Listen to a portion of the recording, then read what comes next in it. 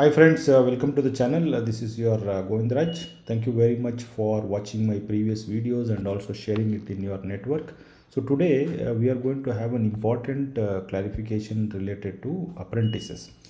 How many apprentices you can engage in your establishment, and what is the provisions of the act, and what are the provisions of the rules, and how it is designed in the apprentice portal. So we are going to talk about this important clarification, and we are also going to touch upon, are there any variations in engaging apprentices in different states. So that is our topic today.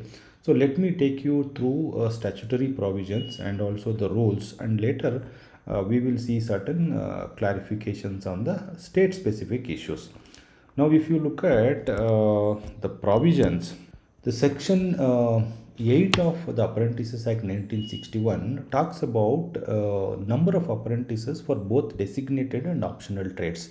So this is the section 8, and as per section 8, the central government is the agency which prescribes the apprentices for establishment, and number of apprentices for both designated and optional trades, how many you can engage, it is already specified in rule 7b. Now let me take you through the eligibility to engage apprentices. Now if you look at Apprentice Rules 1992, rule 7b1 talks about very clearly how many apprentices you can engage.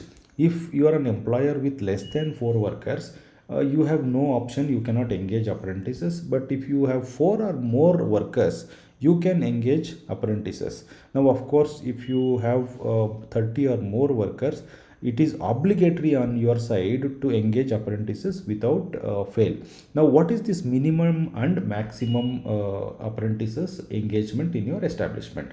Now if you look at the rule 7b, there are specific subsection 3 and 4 which talks about how many apprentices you can engage. As per this, 2.5% of your total manpower is mandatory. You have no option. Once it is obligatory, it is mandatory for you to engage 2.5%, and to 15% of your total manpower, of course, it is the maximum ceiling. Now in 15%, 5% you have to reserve for fresher and skill certificate apprentices. And also the rule gives you a flexibility, because in the apprentices there will be an inflow and outflow. So therefore, considering the outflow of apprentices, it is allowed to maintain the apprentices between 2% to 18% in any given month. So therefore, for every 5% you engage, you have a possibility to increase another 1%, so that you can reach up to maximum 18% in any given month. And this is also officially clarified also. Now on what basis you decide your number of apprentices? You see, you have to look at the average strength of the preceding financial year to be considered for arriving minimum and maximum apprentices. So this is very clearly written in rule 7b and sub rule 2.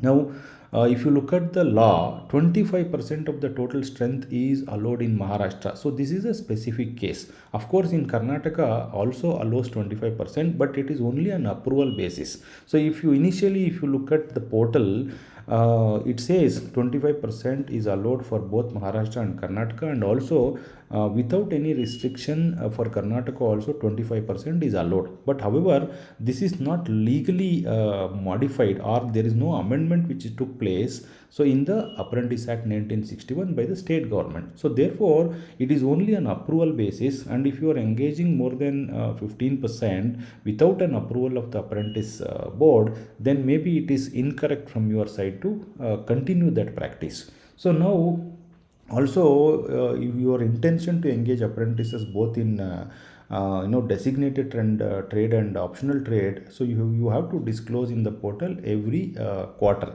Now I asked a clarification from the NSTC. The NSTC is very clearly written to me that, so for every 5% there is a corresponding 1% increase in the maximum cap of apprentice at any given time. So therefore, you have a possibility to increase up to 18% if it is applicable for you is 15%. And in case of Maharashtra, of course, it is law has already been amended, so you have a possibility to engage up to 25%. So and you can also go up to 30% because of this extra for every 5%. But in Karnataka, as per the clarification received for me, is only the Bosch is allowed up to 25%, and all others, if you are engaging, you are required to take an approval. So this is also clarified by the Ministry of Skill Development and Entrepreneurship. Now this is, though your portal is already allowing 25%, but the NSTC is already told that, so these corrections in the days ahead will be made. So therefore you have to be careful if you are engaging more than 15% in your establishment. So this is the clarification I have given you. Now let me take you through the Apprentice Act, where exactly the provisions are written about this number of apprentices. So I already told you section 8 of the Apprentice Act 1961 talks about the number of apprentices for designated trade and optional trade. Now if you look at, I've told you the central government decides, and the rules are already have given you certain numbers, which is 15%. So this is the applicability for national level.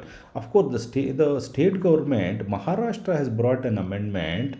So therefore for Maharashtra it is already 25%, but in case of the Karnataka state, there is no official amendment to the section 8 of the act took place, because though it is a central act, since considering that it is a labor enactment, the state government also has the possibility to make amendment to this section, but Karnataka government has not made any official amendment so far. However, based on the internal approvals, the state government is allowing up to 25%. In case you are interested, you can approach the apprentice board, the state apprentice board, and then you can apply for it, and then if it is approved, you can engage. So this is the section which I am giving you a reference, where the statutory provisions are coming. Now let me take you to the rules as well, to give you that what is mandatory for you to engage. Though it is 15% cap is there, 2.5% is mandatory for you, and the rest is optional. It's not mandatory for you. If you look at rule 7b, and 3 and 4 clearly talks about this 2.5% to 15%, and subject to a minimum of 5% of the total to be reserved for fresher apprentices and skill certificate holder apprentices. Now I also told you, you have a possibility to go up to 18%. So because to manage the inflow and outflow of apprentices. So this is section 7b4.